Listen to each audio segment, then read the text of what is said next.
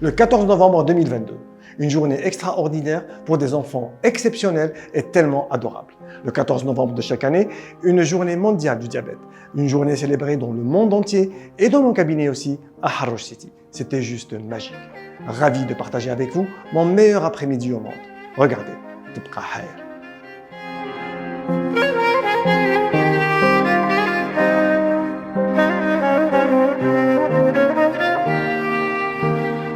Le 14 novembre 2022. Pour tous ceux qui me connaissent, j'ai trahi ma couleur préférée, l'orange, avec sa rivale, la couleur bleue. Le cercle bleu était à l'honneur ce jour-là, il le restera durant toute la vie. Couleur du ciel qui unit le monde entier, symbolisant ainsi l'espoir, la force et l'optimisme de toute une population dont le combat me tient à cœur. Je vous parle de mes amis diabétiques et notamment des petits anges diabétiques.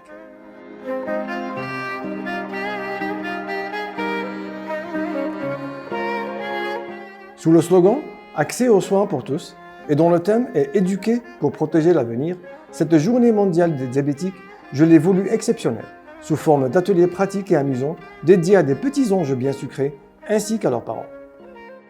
Vers 13h30, accueil de mes petits anges sucrés. Très beau label, avec une tenue vestimentaire qui correspondait au thème, le bleu et le blanc à l'honneur. La prochaine fois, ce sera l'orange.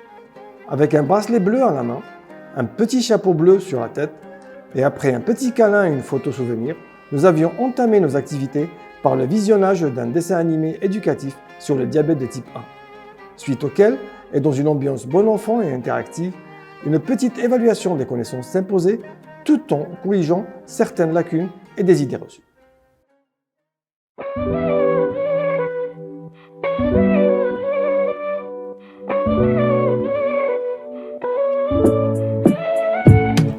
À commencer par la définition du diabète de type 1. L'insuline et son rôle ainsi que son importance vitale pour l'être humain. Site et techniques d'injection avec démonstration. Conservation de l'insuline. Règle d'une bonne prise de glycémie et insister sur les objectifs et le bon entretien du carnet d'autosurveillance.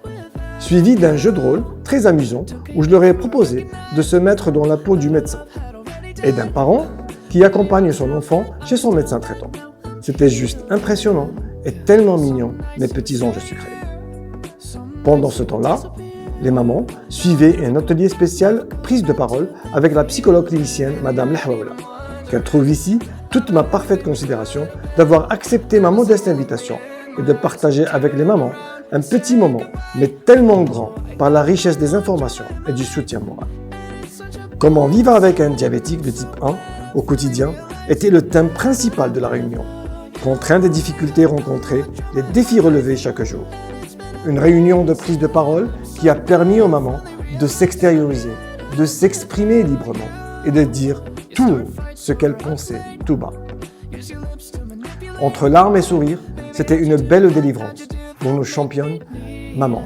Bravo pour votre ténacité et le magnifique accompagnement que vous assurez à vos enfants.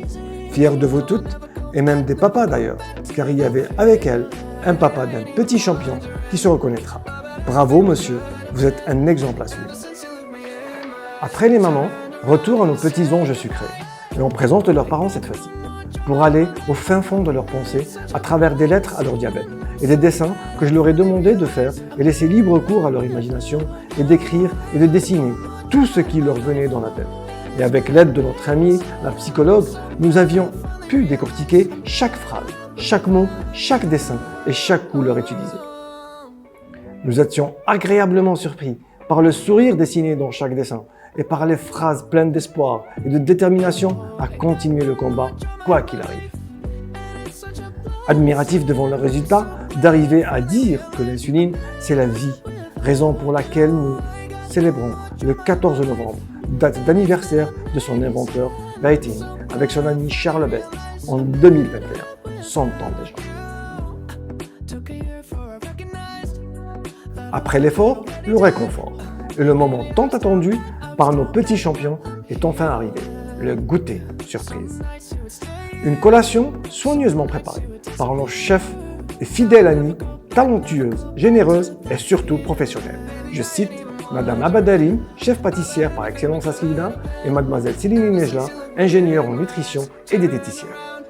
Elles nous ont gâtés par la préparation d'un délicieux gâteau au chocolat aux noix, allégé au sucre, et des mini-pizzas en utilisant des produits sains et naturels. Des cookies aux fruits sans sucre.